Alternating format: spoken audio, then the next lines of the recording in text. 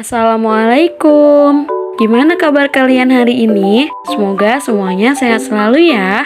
Amin. Nah, hari ini kita akan belajar tentang wujud benda.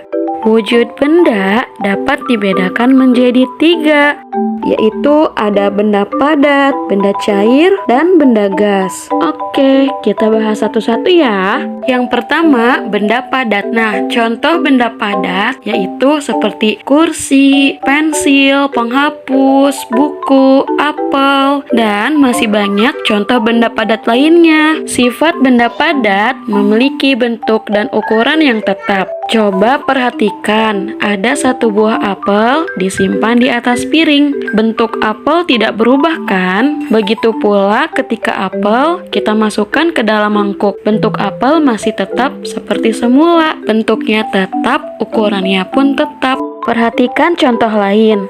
Di sini ada satu buah gelas yang dipindahkan ke dalam piring. Bentuk gelasnya tidak berubah, bukan? Lalu ada juga gelas yang ditaruh di dalam mangkok. Bentuknya masih sama kan? Tidak ada yang berubah. Contoh lain adalah ketika kita menaruh buku di atas piring lalu dipindahkan ke dalam mangkok. Bentuk buku dan ukuran buku masih tetap, bukan? Benda padat dapat berubah bentuk jika mendapat perlakuan tertentu, misalnya dipotong, ditumbuk, atau dihancurkan.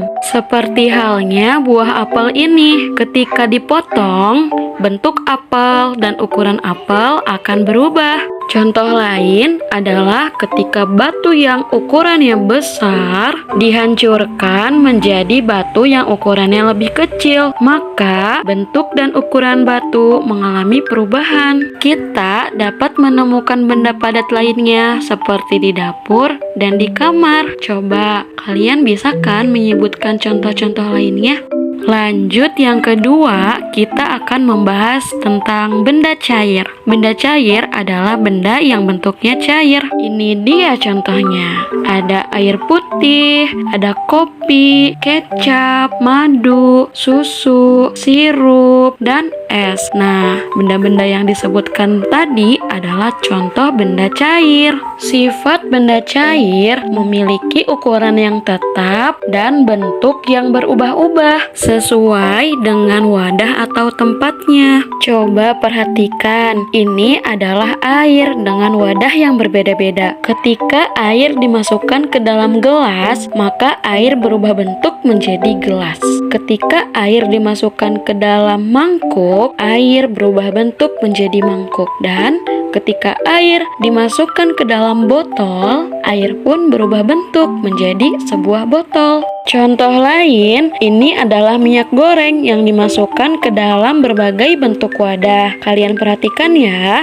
bentuk minyak goreng berubah mengikuti wadah yang ditempatinya. Yang ketiga adalah benda gas. Benda gas tidak dapat dilihat oleh kasat mata. Benda gas sifatnya mengikuti bentuk ruangan dan ukurannya berubah-ubah mengikuti ruangan yang ditempatinya. Udara atau oksigen yang kita hirup untuk bernafas adalah contoh benda gas, dan contoh lainnya adalah angin, asap, udara yang ada di balon, udara yang ada di balon udara. Itu semua adalah contoh dari benda gas.